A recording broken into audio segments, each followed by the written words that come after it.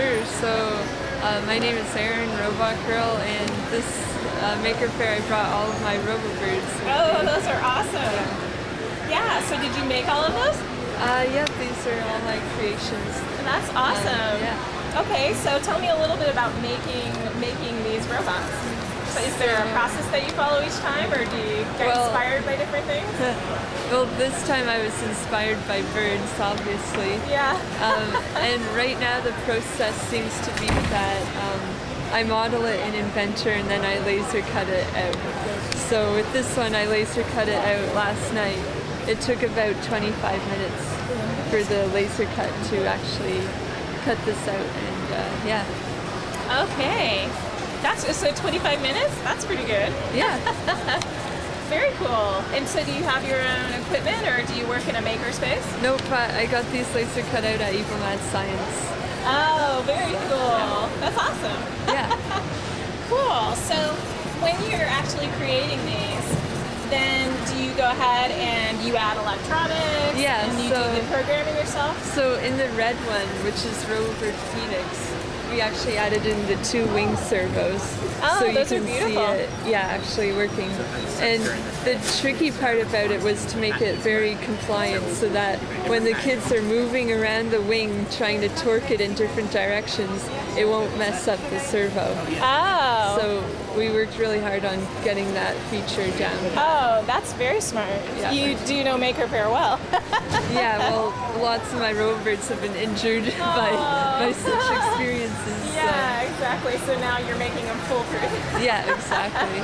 That's awesome. So what do you think? What is your favorite part of making the robots? Do you have a favorite part? My favorite part is the programming. I was just going to ask. Yeah. Is the programming your favorite part? And then tell me about what kind of things you program in.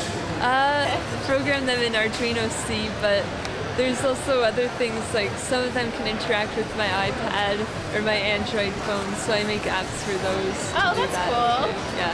How are you liking doing Android compatible pieces? So are you trying to control the actual robots from your phone? Yeah, it's fine. Cool. I find the 80K pretty interesting to use. For me, it's like, it took a bit of time to get used to it, but since I understand about programming apps, it was easier for me to get it more so than other people, so they may need to improve that in the future. Yeah, definitely. Yeah, it is a bit of an adventure to do that. Do you want to introduce me to all of them as you go down? Sure. So this one is my humanoid robot, Menoi. It's how I got started into robotics outside of Lego. Okay. This one was the first Robobird that was made. It was actually made out of pencils and popsicle sticks and everything. Oh, that's awesome. And right now it's reacting to motion somehow. It's sort of a malfunctioning robot this weekend. It just doesn't want to come out and play this weekend. Yeah. This robot was created for Maker Faire New York and Open Hardware Summit 2011, and it just runs through random actions right now, but it can also interact with the Android 80K and everything. Oh, very cool. This one over here is basically one of the cooler ones because the way you interact with it is actually just by putting hats on it. Oh, so, that's awesome! Yeah, different hats will do yay. different behaviors and everything. So it has just almost different personalities for each hat. Yep, exactly. That's what you were going after? Yep. Oh, that's awesome! Yeah. Cheeky little bugger on that one. Yeah. Wow, that's really cool. Now, how did you get an idea for doing that? I got some NFC tags and I had this NFC shields, and I was always wondering what I could do to interact with robots with it, and it just seems like such a natural interaction to have hats in front of a robot. What do? You put them on the robot. Very good, yeah. So you're instructing as you go. I like it. This here is the Robobrrd brain board. It's the Arduino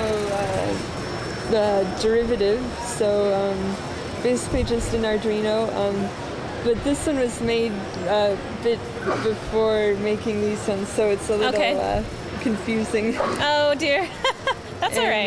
That happens. So these are all the laser cut prototypes, laser cut at Evil Mad Science, and yeah, it's been pretty fun. So yeah, I've been making one every night. So this one I made last night.